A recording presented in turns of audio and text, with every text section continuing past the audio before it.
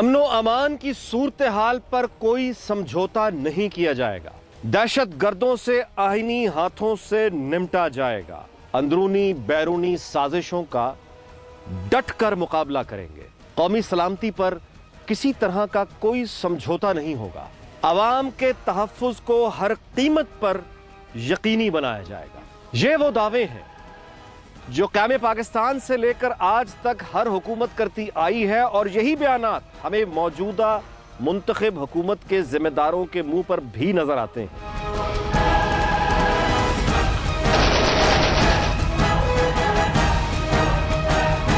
मुश्किल मगर यह है कि ये बड़के अगर मौला जट या नूरी नत प्रोडक्शंस की फिल्म के अदाकार लगाएं तो उस फिल्म पर यकीन आ जाएगा, मगर हुकूमत के जिम्मेदारों पर अब इतना भी यकीन करने को जी नहीं चाहता जितना कि शाहनूर स्टूडियो के गरीब अदाकारों की अदाकारी पर अवाम को आ जाया करता था। माजी में मुंजमद हुक्मरानों को लेकिन कौन समझाए।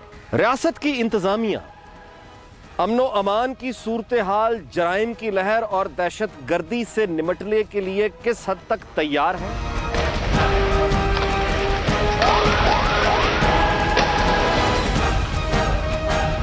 सूबों के पास पुलिस फोर्स की ताकत, सलाहियत और अहलियत क्या है।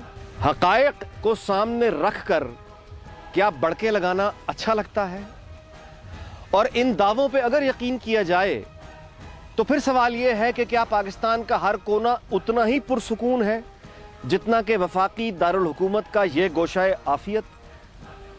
आज हम इसकी तलाश करें।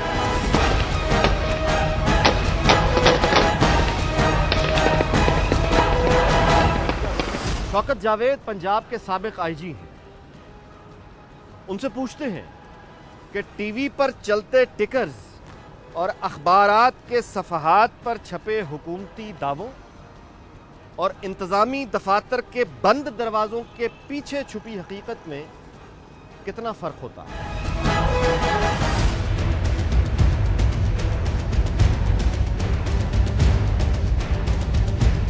ग्रेटर ये चैलेंज हो गए हैं राइज सेक्टेरियनिज्म और जिस तरह ये टेररिज्म और सारा लॉ एंड ऑर्डर, क्या पुलिस की कैपेबिलिटी और कैपेसिटी भी उसी हिसाब से ग्रोथ हो रही है? देखिए अनीक साहब, बात यह है सारी दुनिया में जो लीड एजेंसी है ना टेररिज्म के खिलाफ या काउंटर टेररिज्म में, वो पुलिस का महकमा है।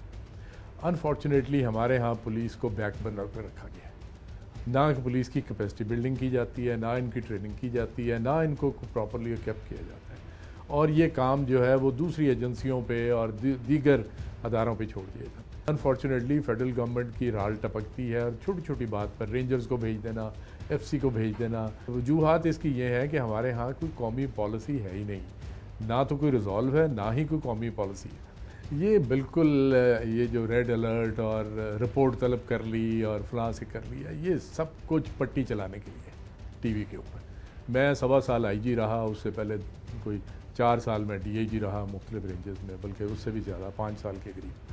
तो जब मैं आईजी था तो उस वक़्त के वज़ीर दाखिला कोई भी इंसिडेंट हो जाता था तो पूछते थे कि भाई क्या हुआ, तो हम उनको अर्ज़ करते थे कि ये बात हुई। अच्छा, तो फिर मैं कह दूं कि रिपोर्ट तलब कर ली, तो मैंने कहा जी कहते हैं रिपोर्ट तलब कर ली, पट्टी चल गई। ना आज तक किसी ने रिपोर्ट तलब की, ना किसी ने रिपोर्ट भेजी।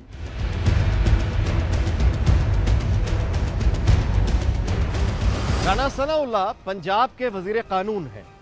हमसे गुफ्तगू में उन्होंने दयानतदारी से न सिर्फ कानूनी और इंतजामी कमजोरियों की निशानदही की और उन्हें तस्लीम किया, बल्कि जुर्रतमंदी का इजहार करते हुए हमें वो हकीकतें भी बता दी जो आम तौर पर महज सरगोशियों में सुनने को मिला करती हैं।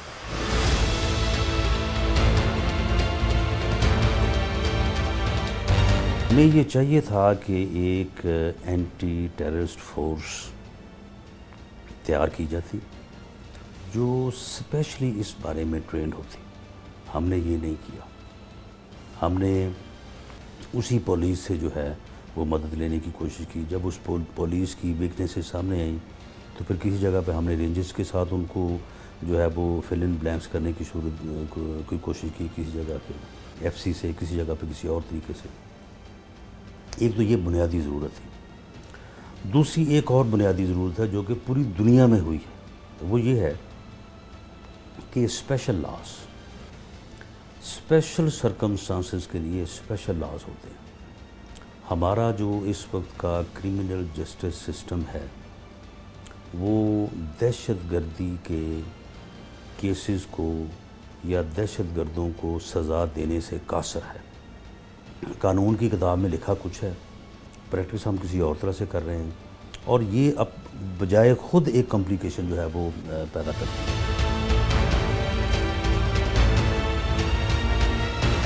तस्नीम नौरानी पाकिस्तान के साबिक वफाकी सेक्रेटरी दाखिला हैं।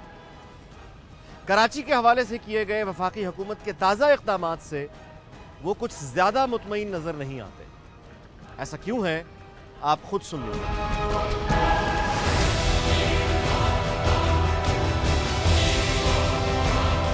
कराची पुलिस की ख़ास तौर पे बात करते हैं या पुलिस की जनरली पाकिस्तान में बात करते हैं तो उनकी इफ़ेक्टिवनेस में तो कई दर्जे कमी हुई है।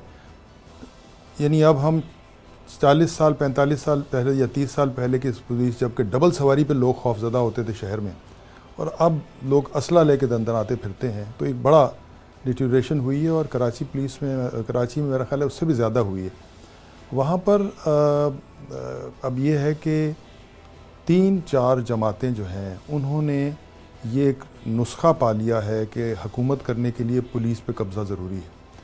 तो पुलिस पे कब्ज़ा कैसे है कि पुलिस में भर्तियां कराओ, पुलिस के अफसर अपनी मर्ज़ी के लगाओ, पुलिस के जो अफसर हैं उनको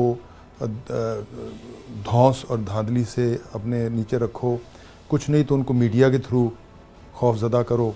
तो वो जो रिट है किसी बंदे की जो ज़िले में काम कर रहा है या थाने में काम कर रहा है, अगर वो ईमानदारी से काम भी करना चाहे और हर वक्त वो खौफज़दा हो कि मुझे कहाँ से हमला होगा, किस पार्टी से हमला होगा, मीडिया से हमला होगा या कोई अफसर मुझे बेइज्जत करेगा, तो वो कैसे काम करेगा। हालात इस किस्म के हैं।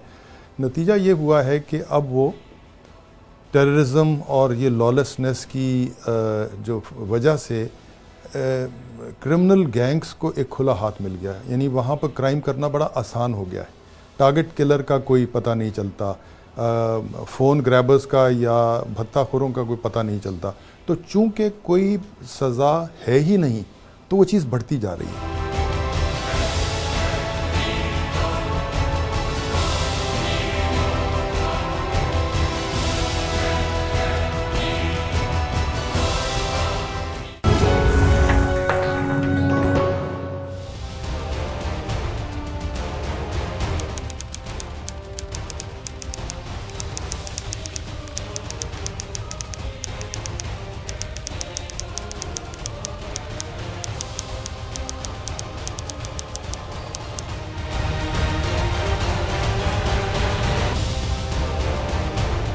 टर्किश जो अब आए हैं आपकी मुआवनत के लिए आए हैं, आपको क्या करने आए हैं?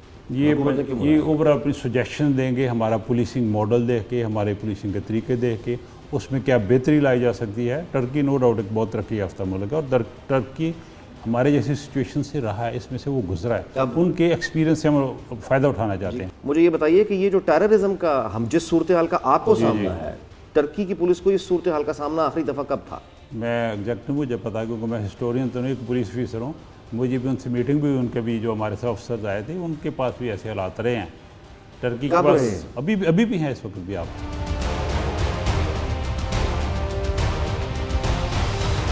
तुर्की ड्रामों की शोहरत अपनी जगह, लेकिन क्या पाकिस्तान के पुलिस ऑफिसर्स को भी तुर्की के पुलिस ऑफिसर से यह रहनुमाई लेने की जरूरत है कि वो पाकिस्तान में रहते हुए अपने लोगों से कैसे निपटें और यहां पे जारी दहशतगर्दी का सद्देबाब क्या करें?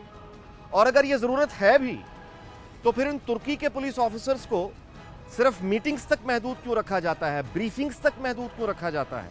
इन्हें फील्ड में क्यों नहीं भेजा जाता? पूछते हैं इजहारुल हक से।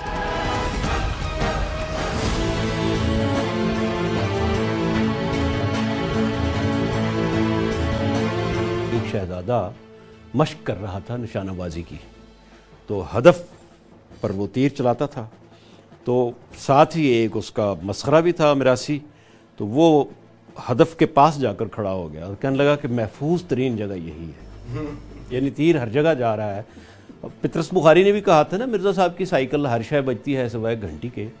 असल में हम असल इशू की तरफ जब नहीं आना चाहते तो हम ये करते हैं कि तुर्की से आदमी बुला लें, डंगी के लिए श्रीलंका से टीम बुला लें, अमेरिका से आते हैं लोग। अब तक तो हम अमेरिका ही का वो पढ़ते रहे हैं, प्लानिंग कमीशन की जी इकॉनमी क्या है और वो क्या है, उनको तो हमारे ग्राउंड रियलिटीज़ का नहीं पता है। हम सियासी मुदाखलत को ख़त्म नहीं करना चाहते और उसका फिर हम इलाज ये ढूंढते हैं कि जी तुर्की से बुला लें। मैंने उसमें ये भी लिखा था जिसका आपने जिक्र किया है कि आप तुर्की के अफसरों को फील्ड में लगाएं। आप कभी भी नहीं लगाएंगे, इसलिए कि तुर्की के अफसर को आप फील्ड में लगाएंगे और वो आपसे कहेंगे कि नहीं यार इदारों लाख भी नहीं फड़ना दे, अनेक नाजी भी नहीं फड़ना, ठीक है।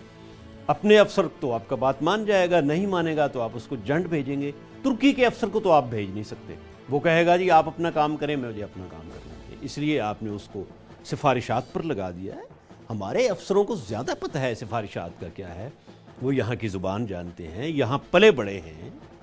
आपका और मेरा बच्चा जो है वो ज़्यादा यहाँ के हालात जानता है या एक दूसरे आदमी का बच्चा जो यहाँ आया ही नहीं है। तो ये सारी वो बातें हैं जो न करने की हैं। आप पुलिस को इख्तियार दें और उसे ये कहें कि 3 साल तक हम तुम्हें नहीं छेड़ेंगे।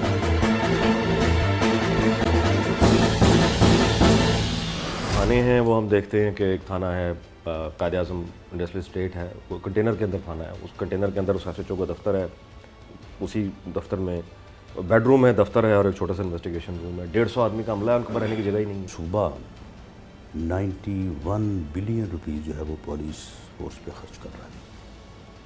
अब आप ये बताएं कि जिस सूबे का टोटल बजट जो है वो 700-800 मिलियन हो और उसमें से तकरीबन जो है वो 5-5.5 जो निकल जाए एक्सपेंडिचर्स और सैलरीज में, और डेवलपमेंट के लिए टोटल जो है वो 200-250 या 300 अरब हो, वो सूबा अब 91 या 100 बिलियन से ज़्यादा और कितना खर्च कर सकता है। अगर बाकी चीज़ें तो आपने तालीम पे भी करना है, सेहत पे भी करना है, बाकी चीज़ों पे भी करना है। एक यानी मोहल्ला होता है, 30 घर इस तरफ होते हैं, 30 घर इस तरफ होते हैं, और कोई घर जो है वो 1.5-2 करोड़ से कम का नहीं होता।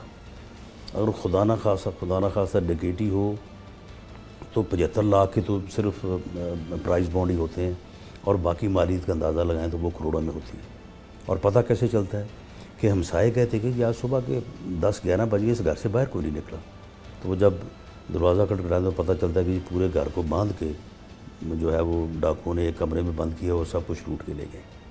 यानी पूरे मोहल्ले में अगर हर घर जो है वो 1000 रुपया दे तो जो बेरोज़गारी का आलम है हमारे यहाँ, तो 3-4 आदमी जो पूरी रात जो है वो एक टांग पे खड़ा होकर जो है वो पहरा दें और पूरे मोहल्ले की हिफाजत करें। आप ये कह रहे हैं कि जागते रहना 3.5 रहना नहीं, वो देखें इसमें मैं ये कहता हूँ कि चलो हमारे ऊपर बेशक रहें लेकिन थोड़ा जागते भी रहें।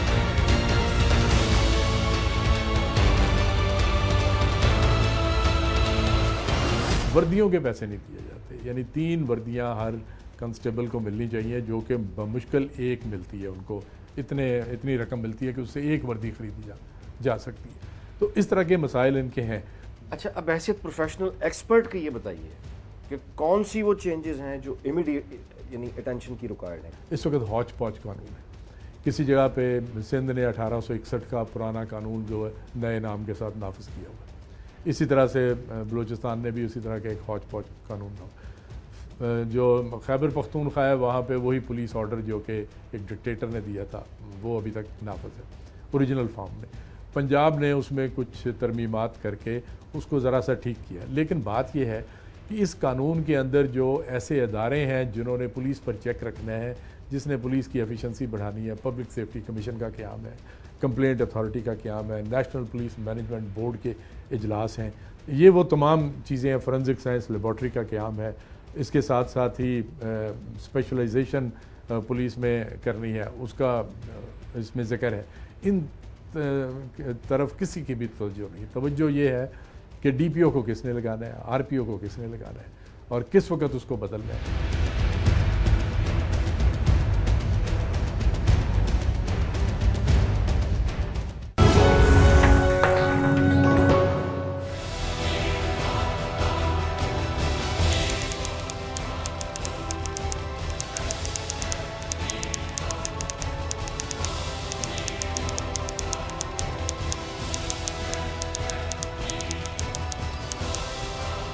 पैरेलल इकोनॉमी जिसमें इतना बड़ा साइज है उसका, भत्तों की सूरत में, अगवा वराए तावान की सूरत में, तो जिन लोगों के मफादात हैं इस मफादात, वो तो आराम से तो नहीं होने देंगे। देखिए, इस वक्त रिक्वायरमेंट ये है कि पुलिस को कॉन्फिडेंस देना। कोई neutral inspector general of police आए, उसको ये एश्योरेंस हो कि भाई उसको साल भर काम करने दिया जाएगा, और उसके बाद उसको ये भी एश्योरेंस हो कि सारी पार्टियां जो हैं कम से कम ये तो तय कर लें कि चलो साल भर के लिए हम इंटरफियर नहीं करें, और वो जिस जगह जिस अफसर को लगाना चाहे, जहाँ से वो अफसर लाना चाहे, जहाँ से वो एहलकार लाना चाहे, कम से कम उसके ऊपर इंडिपेंडेंस हो, तो फिर ये कॉन्फिडेंस पुलिस को बहाल हो सकता है। फ़ौरन नहीं होगा, 2-3-4 महीने में जब ये वाकई इम्प्लीमेंट होगा। और उसके साथ साथ आपको उनकी कैपेसिटी भी बिल्ड करनी है। तो ये सब चीज़ें करनी पड़ेंगी, कोई क्विक फिक्स नहीं है। जैसे कि लोग एक्सपेक्ट कर रहे हैं कि जी प्राइम मिनिस्टर साहब वहाँ गए हैं और उन्होंने अब कुछ फ़ैसले कर लिए हैं तो अब बस हालात जो है वो बेहतर हो जाएंगे। इतना आसानी से नहीं होगा। अच्छा, रेंजर्स को जो अब लीड का रोल दिया गया है, यानी आप ये जो कराची में जो हालिया डेवलपमेंट्स हैं, आप इससे मुतमईन हैं? आपको संजीदा नजर आता है? देखिए, रेंजर्स को यही मैं तो कई सालों से ये कह रहा हूँ कि रेंजर्स का कोई वजूद नहीं होना चाहिए किसी भी सिविलाइज्ड शहर में। पुलिस का काम है, पुलिस की कैपेसिटी आपने बिल्ड नहीं की और उसी तरह खौफ से रेंजर्स को आपने इस्तेमाल किया। रेंजर्स तो एक सेकंड लाइन ऑफ डिफेंस थे, अब वो रेंजर्स भी बदनाम हुए पड़े हैं। आम पब्लिक कहती है जी रेंजर्स 5 साल से यहाँ थे, उन्होंने अब तो कुछ नहीं किया, अब क्या कर लेंगे। तो लीड जो है रेंजर्स को वो दे दें, उससे इतना फ़र्क नहीं पड़ेगा। मतलब है कि मैं समझता हूँ कि जो भी एक्शन होगा उसका टेम्परेरी इफेक्ट तो होगा, इम्प्रूवमेंट तो होगी, मगर ये ऐसी तो नहीं है कि आप एक दफ़ा तो रोटी नहीं खाते ना, आपको रोज़ाना रोटी चाहिए। इस वजह से लॉ एंड ऑर्डर जो है, हिफाजत तो आपको रोज़ाना चाहिए। अगर हफ्ते के तक रेंजर्स जो आपको हिफाजत दे देंगे तो 2 महीने के बाद क्या करें।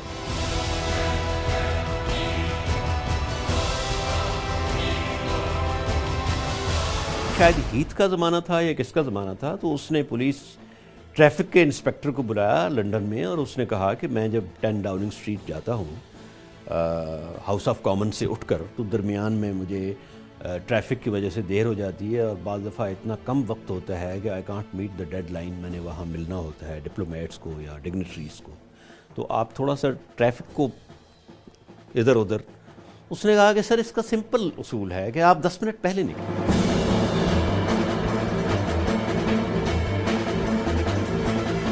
यहाँ पे जब भी कोई बात होती, कॉस्मेटिक चेंजेस की बात होती, मॉडल पुलिस स्टेशन जी, वहाँ सोफ़े रखे जाएंगे, वहाँ एक ड्यूटी ऑफिसर इंस्पेक्टर रैंक का होगा, वहाँ पे ये होगा वो होगा, इस तरह का, और बेतहाशा और बेदरेग पैसा खर्च कर दिया जाता है।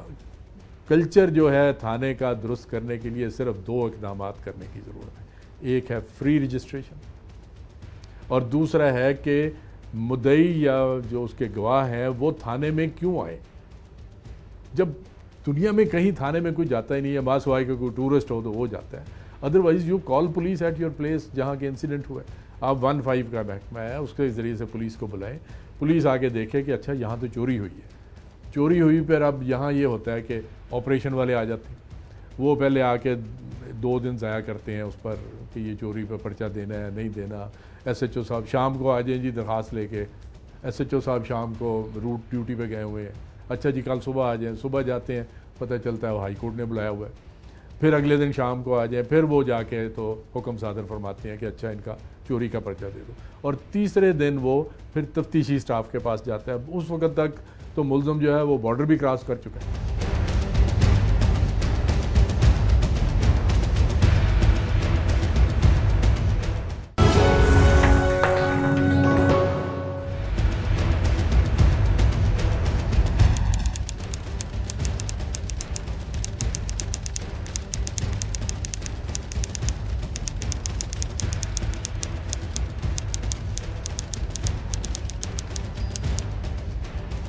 अच्छा शौकत साहब, आपका इंटेलिजेंस ब्यूरो में भी आपने सर्विस किया, आप ये बताइए कि वो महकमा किस हद तक आप उसको समझते हैं कि देखिए जी, सक्सेसिव मिलिट्री गवर्नमेंट्स ने उस महकमे को सेकंड फिडल बना दिया, जो कि लीड इंटेलिजेंस एजेंसी होना चाहिए थी इस मुल्क की, वो इंटेलिजेंस ब्यूरो होना चाहिए था। और अगर आईएसआई का भी कोई रोल होना चाहिए था तो वो भी सिविलियन कंट्रोल के अंदर होना चाहिए। अनफॉर्चुनेटली ऐसा नहीं है, जबकि इंडिया में ऐसे है। इस वक्त सूरत हाल ये है कि इंटेलिजेंस ब्यूरो जो है वो मरहून मिन्नत है एक दूसरी फौजी इंटेलिजेंस एजेंसी की, फॉर ऑल टेक्निकल इंटेलिजेंस।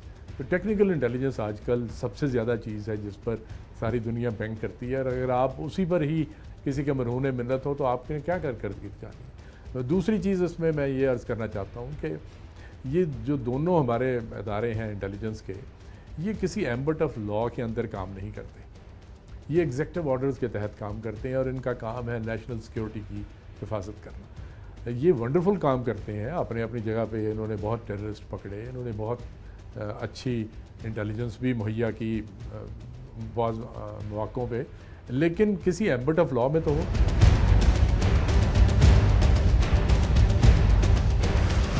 किसको नहीं पता कि लीडिंग एजेंसी जो इस वक्त टेररिज्म को कंट्रोल कर रही है वो आईएसआई है। तमाम रिजर्वेशन के बावजूद मैं ये बात टू बी वेरी ऑनेस्ट कहता हूँ कि आईएसआई ने एंटी टेररिस्ट एक्टिविटीज़ में जो किरदार अदा किया है, अगर ये वो किरदार अदा ना करती ये एजेंसी तो शायद आज भी हम कुछ ही हालत में नहीं है, लेकिन शायद हम इससे भी 100 गुना ज़्यादा बुरी हालत में होते। लेकिन अब बात यह है कि आईएसआई जो है वो एक दहशतगर्द को पकड़ती है, उसको इंटेरोगेट वो करती है, इसमें तो कोई अब दूसरी राय नहीं है। ठीक है, ऑन दी रिकॉर्ड तो कोई नहीं इस बात को मानेगा, लेकिन ऐसा तो है। अब उसके बाद जब वो अपनी इंटेरोगेशन मुकम्मल कर लेती है तो फिर उसके बाद वो उस आदमी को पुलिस के सुपुर्द करती है, क्योंकि वो खुद अरेस्ट नहीं कर सकती, वो खुद किसी दहशतगर्द का चालान अदालत में पेश नहीं कर सकती, वो खुद किसी के ख़िलाफ़ एविडेंस भी नहीं दे सकती। अच्छा। क्योंकि कानून में ये चीज़ें प्रोवाइडेड नहीं हैं। वो फिर पुलिस को देती है, पुलिस फिर एक झूठी कहानी गढ़ती है। वो आदमी जो पहले 3 माह 6 माह पहले का वो मिसिंग पर्सन है या वो इंटेरोगेशन भुगत रहा है, वो पुलिस फिर एक नई कहानी गढ़ती है कि जी ये फ़लाँ मार्केट में दुकान से ये चीज़ ख़रीद रहा था, हमने इसको पकड़ लिया, केस बना के वो अदालत में ले जाते हैं। अब अदालतों से कहा जाता है कि जी मुलज़म बरी हो जाते हैं। अब इसमें अदालतें भी क्या करें, जब आप आदमी के ख़िलाफ़ एक कहानी बनाते हैं कि जी इसको हमने फ़लाँ दिन पकड़ा है, वो आदमी जो है वो सबूत देता है कि ये तो अखबार में 8 माह पहले खबर आई थी कि ये आदमी जो है ये अगवा हो गया, या ये आदमी इसकी फैमिली सारी इसको ढूंढती फिर रही है, या उन्होंने पर्चा दर्ज करवाया था कि जी हमारा आदमी जो है वो गुम हो गया। तो वो जो चीज़ें जब कंट्राडिक्ट करती हैं अदालत में, जो है वो प्रोसिक्यूशन जो है वो साबित नहीं कर सकती, वो मुलज़म जो है वो बरी हो जाता है। तो हालांकि अगर एक एजेंसी जो है वो एक रोल अदा कर रही है और वो इन फेवर ऑफ स्टेट अदा कर रही है, कोई उसका कोई ज़ाती मसला तो नहीं है, तो आप ला को क्यों नहीं तब्दील करते और उनको वहाँ पे वो इख्तियारात दें। जैसे अमेरिका में अब अगर किसी आदमी के ख़िलाफ़ दहशतगर्दी का कोई इल्ज़ाम आता है तो फॉर इनडेफिनिट पीरियड वो उसको लीगली जो है वो होल्ड कर सकते हैं। नेशनल कंसेंसस होगा तो इस किस्म के कवानीन जो है वो बनेंगे, वरना एक पार्टी बनाएगी, दूसरी पार्टी कहेगी जनाब ये तो देखें ये तो जुल्म कर रहे हैं, ये तो सियासत, ये तो अपने सियासी मुखालफिन पर जुल्म करने के लिए ये कानून बना रहे हैं। इस ऑर्डिनरी फोर्स से और इस ऑर्डिनरी जो आपके पास क्रिमिनल जस्टिस सिस्टम या कवानीन हैं, इनसे आप जितना कुछ आपने अब तक कर लिया है या करते जा रहे हैं, दिफा ही कर रहे हैं ना। आप बैठे हैं, दहशतगर्द आपके ऊपर आगे अटैक करते हैं, आपकी डिफेंसिव पॉलिसी, आप अपना बचाव करते हैं, उसके बाद फिर आप जहाँ एक गार्ड या एक गेट होता है वहाँ पे आप एक आगे बढ़ के एक और गेट बना देते हैं, दीवार को और ऊंचा कर देते हैं। तो इस तरह से तो फिर यही कुछ जो है वो पिछले जो 10 साल से हो रहा है यही कुछ होगा।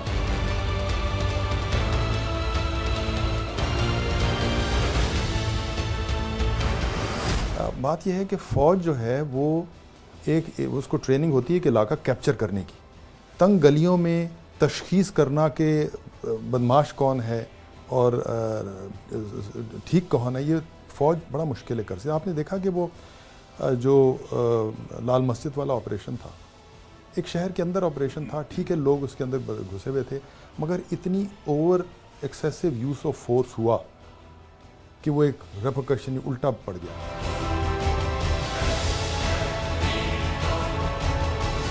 सारी दुनिया में एक है कंप्लेनेंट की प्रोटेक्शन, विटनेस की प्रोटेक्शन, प्रोसिक्यूटर की प्रोटेक्शन, इन्वेस्टिगेटर की प्रोटेक्शन और जज की प्रोटेक्शन, ये प्रोग्राम्स हैं।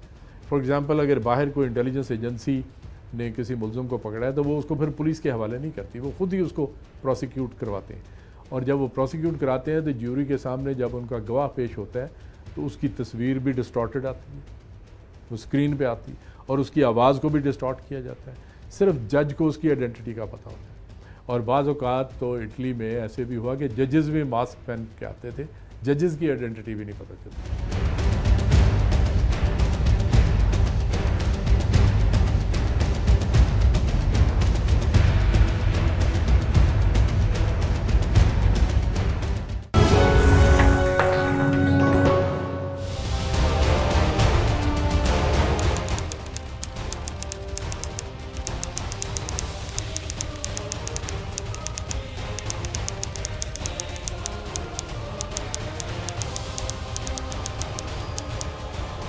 पुलिसिंग का जो मॉडर्न कॉन्सेप्ट है to deal with this new threat, इसके लिए कोई आपके पास होमवर्क है, कोई एक्शन है, हुकूमत आपको कुछ दे रही है, या वो आपने जैसे फरमाया अल्लाह का करम है तो फिर सारा सब कुछ अल्लाह पे हम डालें? जी, मैं तो वैसे भी सब कुछ अल्लाह पे डाल दुरुस्त है, दुरुस्त। दूसरी बात यह है, जहाँ तक आप कह रहे हैं कि पुलिस कहाँ तक इक्विप्ड है, उसके पास क्या रिसोर्सिंग है, उसकी ट्रेनिंग है, सारी की सारी पुलिस को अगर मैं कहूँगा ना कि वो एलीट पुलिस है तो ऐसी नहीं है। पुलिस ने डिफरेंट ड्यूटीज़ देनी है, उसके मुताबिक काम करती है। इस टेररिज्म की फ़ाइट करने के लिए हमें ज़रूरत है पुलिस की मज़ीद ट्रेनिंग की, इसमें टेक्नोलॉजी ज़्यादा लाने की, इसकी मैन पावर की ज़्यादा ट्रेनिंग की। लेकिन अभी भी हमने जो हमारे पास अवेलेबल रिसोर्सेज हैं उनमें से डिफरेंट सेक्शन बनाए हुए हैं जो किसी भी सिचुएशन को टैकल करने के लिए ज़रूरी हैं। मैं आपको एक एग्जांपल दूंगा लाहौर पुलिस की। आपके कुछ साल पहले, को 3-4 साल पहले बाबू साहब नाके पे एक अटैक हुआ था, सुइसाइड बॉम्बर आया था, उसने वहाँ पे जो हमारे जवान ड्यूटी कर रहे थे उस पर अटैक किया। उसमें हमारे 5 बंदे ज़ख्मी हुए थे, एक सीरियस था और 4 उनमें से कम सीरियस थे। मैं उनसे मिलने गया था मेरे हॉस्पिटल में, तो मैंने एक ASI से कहा वहाँ पे, मैंने कहा जी ये अच्छा अल्लाह ताला का शुक्र है आपको उसने ज़िंदगी दी, आप बचे हैं, इतने बड़े अटैक थे। उसने कहा सर कोई बात नहीं, मेरी को 20-25 साल नौकरी मैंने की, इस मुल्क का रिज़्क़ खाया, अगर जान भी चली जाती तो मुझे कोई परवाह नहीं। लेकिन उसको बेचारे को जज्बे के अलावा, मैं जज्बा बता रहा हूँ, मैं उसके साथ अगली बात बता रहा हूँ। उसी नाके पे जहाँ पे जो सुसाइड अटैक हुआ था, 5 मिनट के बाद नए जवान आके खड़े ड्यूटी कर रहे थे। ये जज्बा कौमों को लड़ाता है, इसी जज्बे पे कौमें जीती हैं। टेररिज्म को एक दिन की बात नहीं है, ये कंटिन्यूस एक फाइट है। दुरुस्त है, ये जज्बा तो एक हो गया ना, जज्बा तो एक बात हो गई, लायक तहसीन बात है, इसमें कोई बात, लेकिन जज्बे के साथ रिसोर्सेज भी चाहिए। अब हालत अगर आपकी ये है कि आपके डिपार्टमेंट के लोग ये कह रहे हैं कि हम अपने डीजल जो है गश्त की गाड़ी का, वो भी इलाके के मुखिर असरात से कहते हैं कि डीजल डलवा दो। नहीं, मैं रिपेयर, मतलब रूटीन की चीज़ें उनके पास, थानों की जो हालत है। नहीं, मैं आपसे एग्री करता हूँ। नो डाउट इसमें ज़रूरत है कि पुलिस में जो पुलिस का इंफ्रास्ट्रक्चर है उसको बेहतर करने की ज़रूरत है, पुलिस स्टेशन की हालत बेहतर बनाने की ज़रूरत है, पुलिस को ज़्यादा ट्रेनिंग देने की ज़रूरत है, इसमें कोई शक नहीं है, इन चीज़ों की ज़रूरत है।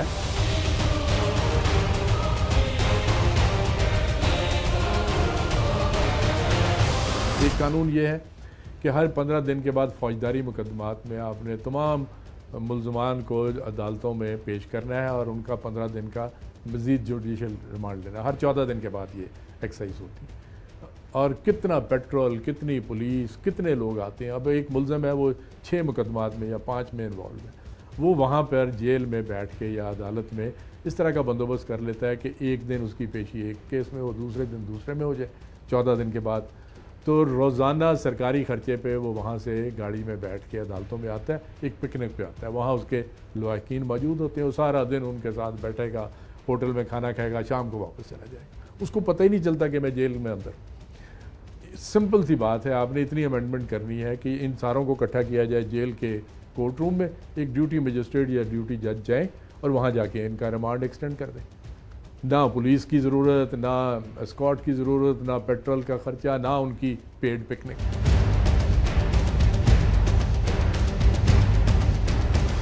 डिटरेंस जो है वो इंटेंसिटी ऑफ पनिशमेंट से नहीं आती, वो सर्टेनिटी ऑफ पनिशमेंट से आती। उसको पता है कि अगर आपको पता है ना आपने ये स्पीड मोटरवे पे 130 कर दी तो वो आपको पकड़ लेगा, फाइन बेशक 300 रुपये करेगा, तो आप 130 पे नहीं जाएंगे। और अगर आपको पता हो कि एक दफ़ा पकड़ा गया तो 5000 हो जाएगा, मगर पकड़ा ही कभी भी नहीं जाना, तो 5000 का फ़ाइन भी जो है वो कुछ नहीं करता। सिर्फ टारगेटेड ऑपरेशन जो है वो एक इमीडिएट ख्वाहिश है, मगर उससे हो सकता है कि 10-15 दिन आपको 1 महीना मिल जाए, लेकिन लॉन्ग टर्म भी नहीं। लॉन्ग टर्म में तो आपको अपनी जब तक सिस्टम्स नहीं होंगे, आपकी अपनी सियासी हम आहंगी नहीं होगी या कोई ऐसा अंडरस्टैंडिंग नहीं होगी, अदरवाइज़ ये पार्टियां एक दूसरे को नोच नोच के शहर को तबाह करती है।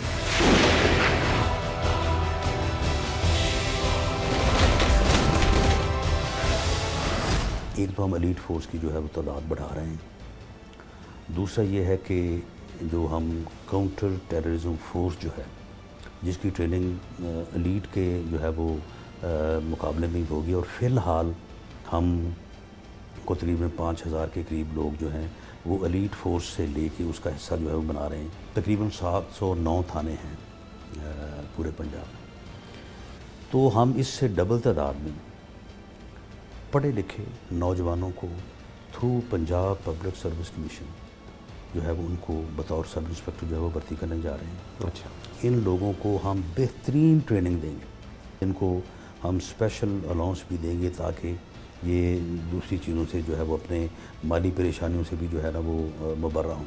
तो फिर हम इन लोगों को जो है वो SHO के तौर पे तमाम थानों में लगाएंगे, इनको फिर टेन्योर देंगे। यानी ये जो है ना कि जी SHO की तो तब्दीली हो जाती है, एवरेज टेन्योर उसका 16 दिन बनता है, कोई कहता है 1 महीना बनता है। इन लोगों को जो कि बेहतरीन ट्रेंड और पढ़े लिखे लोग होंगे, बाअखलाक होंगे, इन लोगों को जो है वो थानों में लगाएंगे और फिर इनको 1 साल का या 2 साल का जो टेन्योर मुकर्रर होगा वो टेन्योर देंगे। इन लोगों को ज़िम्मेदार बनाएंगे, इन लोगों को एक सर्विस कैरियर देंगे। एक आदमी को सब इंस्पेक्टर को पता होगा कि मैं आज सब इंस्पेक्टर हूँ, अगर अच्छा काम मैं करूँगा मैं 3 साल बाद इंस्पेक्टर हूँगा, मैं अगर अच्छा काम करूँगा मैं 5 साल बाद DSP हूँगा, उसके बाद मैं SP यानी IG तक जो है उसको एक रूल्स जो है वो उसके सर्विस रूल जो है ना वो उसको यानी एक रास्ता जो है वो देंगे। जो बात मैंने किया तो क्या 2 साल लोग फिर इंतज़ार करेंगे जब ये लोग जो हैं ये ट्रेंड होके आएँ। ये फैसला हुआ है कि 709 थाने हैं, कम से कम 1600 इंस्पेक्टर या सब इंस्पेक्टर जो मौजूदा फोर्स है, जो कि तादाद तकरीबन इस वक्त 8 से 10 हज़ार है, उन 8-10 हज़ार में से कंपैरेटिवली बेहतर लोग जो हैं वो 1600 मुंतखब किए जाएँ, उनको तमाम एजेंसी से उनके क्रीडेंशियल जो हैं वो चेक करवाए जाएँ। उसके बाद इन लोगों को 6 से 8 हफ्ते की ट्रेनिंग दी जाए, इनको पूरी तरह से ज़हनी तौर पर इनको तैयार किया जाए और उसके बाद फिर इन लोगों को थानों में विदिन मंथ और सो जो है उनको लगाया जाए।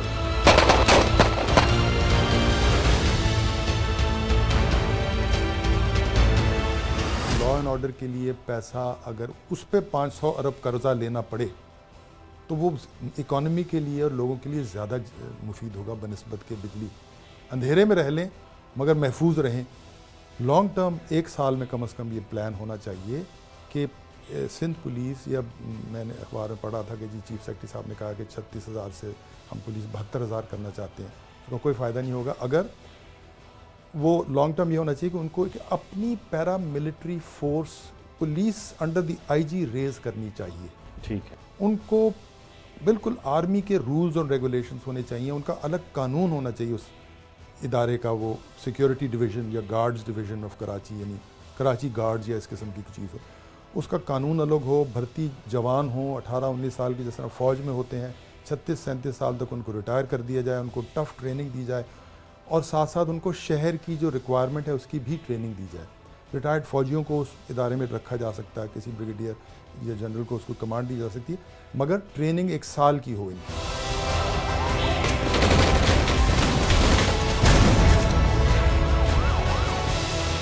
ये जो बयानात हैं मुजरिमों से आहनी हाथों से निपटा जाएगा, कैफरे किरदार तक पहुंचाया जाएगा, अवाम की सलामती को यकीनी बनाएंगे, कौमी सलामती पर समझौता नहीं होगा, बदअमनी बर्दाश्त नहीं करेंगे, इन बातों का फिर मतलब क्या है?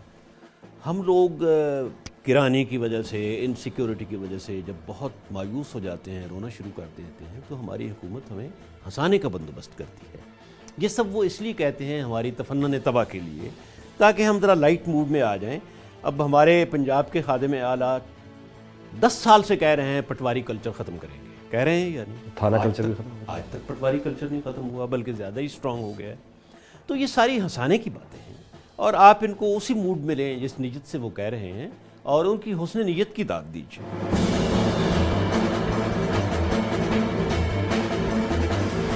दहशतगर्दी और जराइम की ताज़ा लहर को रोकने के हवाले से हुकूमती दावों और हकायक के दरमियान फ़र्क की तलाश हमने की। यह सच है कि अक़वाम पर मुश्किल मराहिल आया करते हैं, इम्तिहान आया करते हैं, और अक़वाम इम्तिहानात में सुरखरू भी होती हैं। लेकिन एक सच और भी है, और वो सच ये है कि हर मर्तबा हर कौम हर इम्तिहान में कामयाब नहीं भी हुआ करती, नाकाम हो जाया करती हैं। और नाकामी के बारे में इतना कहना काफ़ी है कि नाकामी यतीम हुआ करती है। अवाम अपने वोट का हक इस्तेमाल करके आपको इक़्तिदार के ऐवानों तक पहुंचा सकते थे, अपना काम उन्होंने कर दिया। अब उन्हें अमनो अमान फराहम करना आपकी अव्वलीन जिम्मेदारी है, और अगर आप उन्हें अमनो अमान फराहम न कर पाए तो फिर आपकी अगर मगर, ऐसे वैसे, इसलिए उसलिए समेत कोई बहाना कोई तस्लीम नहीं करेगा। हाँ, एक काम जरूर होगा, और वो ये कि खुद आप, आपके अहले खाना और अहबाब जिस अमन और सुकून में रहा करते हैं, वो अमन और सुकून उनसे यकीनन छीन लिया जाए।